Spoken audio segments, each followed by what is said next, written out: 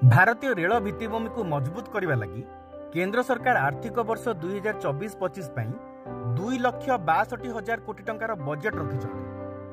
प्रधानमंत्री नरेंद्र मोदी को तृतीय पाळीर प्रथम बजेट रे अर्थमंत्री निर्मला सीतारमण मंगलवार दिन बजेट उपस्थापन करिसेंति। एही बजेट रे ओडिशा पई 10,586 कोटी टंकार बजेट रखा जायछि।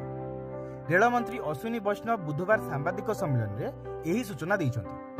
से कहते जे यूपीए सरकार समय मिलुवा बजेट तुलन में 2024 बजेट रे मिलुवा एही अनुदान 12 गुणा अधिक हेबो। से कहते जे यूपीए सरकार समय ओडिशा को वार्षिक 838 कोटी टंका रेल अनुदान मिलुला।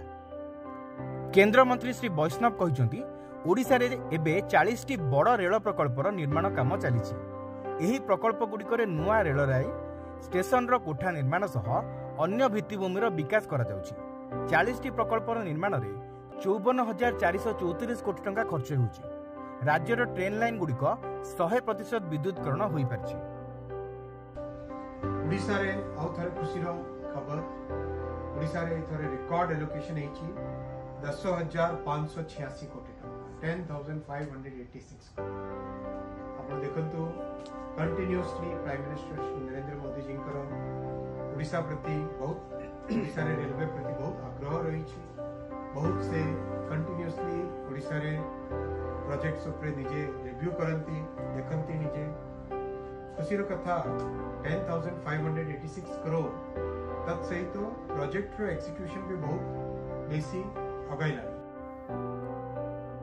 रेल मंत्री कहते ओडिशा रे 59 स्टेशन को अमृत भारत स्टेशन योजना रे शामिल करा जायछि।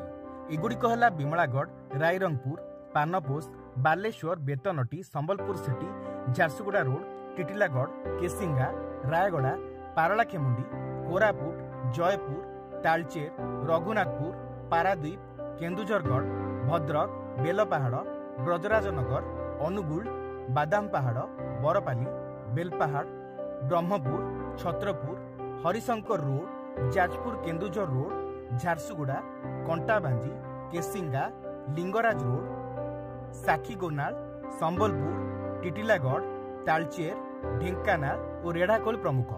राज्य में 2014 पर 427 फ्लाईओवर और अंडरपास निर्माण करा जायछि। ब्यूरो रिपोर्ट, समीक्षा न्यूज।